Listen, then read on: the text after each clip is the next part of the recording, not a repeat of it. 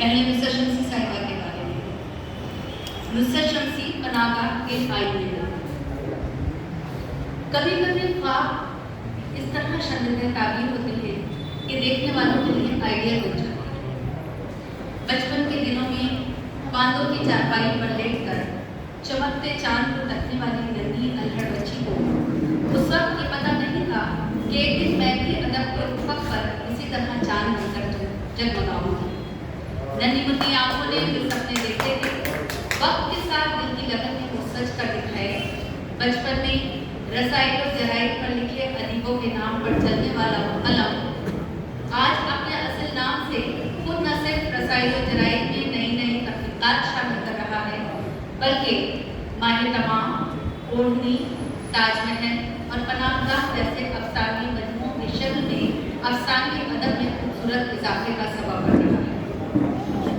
قابل ذکر و قابل تعریف بات یہ ہے کہ سماجی مسائل اور سماجی برائیوں پر گہری نظر رکھنے والی دور اندیش نگاہوں کے پیچھے ان معصوم آنکھوں کے وہ چاند ستارے چھو لینے والے معصوم خواب کہیں معصوم نہیں ہوئے بلکہ رسائل پر ادیبوں کے نام پر پینسل کھیلتی ان انگلیوں نے تحفہ اقبال برائے اطفال اور بچوں کے شاعر اسماعیل میر کی ترتیب دینے کے بعد بچوں کے لیے سورج گیا گانے کی ترتیب لکھا ہے.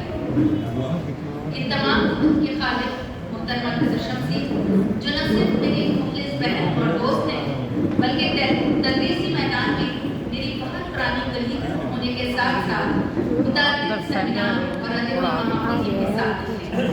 اور یہ ان کی صلاحیت ہے کہ وہ ہر جگہ سے اپنے افسانے کا پلاٹ اٹھا لیتے ہیں. میرٹھ سے رامپور بستے بستے وہ سماج اور معاشرے کی تمام خامیوں اور برائیوں سے اس حد تک واقف ہو گئی کہ ظاہراً چھوٹے چھوٹے مگر بڑے اہم مسائل جن پر یا تو ہماری نظر نہیں جاتی یا ہم انہیں قابل توجہ نہیں سمجھتے یا ان پر مصلحتاً بات کرنے سے گھبراتے ہیں.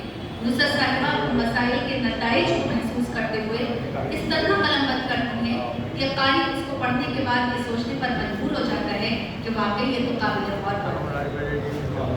بچیوں کے کالج میں معلمہ ہونے کی بنا پر وقت کے ساتھ ان کے مزاج اور کردار میں آنے والی تبدیلیوں کو انہوں نے بہت قریب سے دیکھا ہے اور محسوس کیا ہے. ساتھ ہی اس کے برے نتائج ان کی آنکھوں سے پیش کر گزرے ہیں. سادہ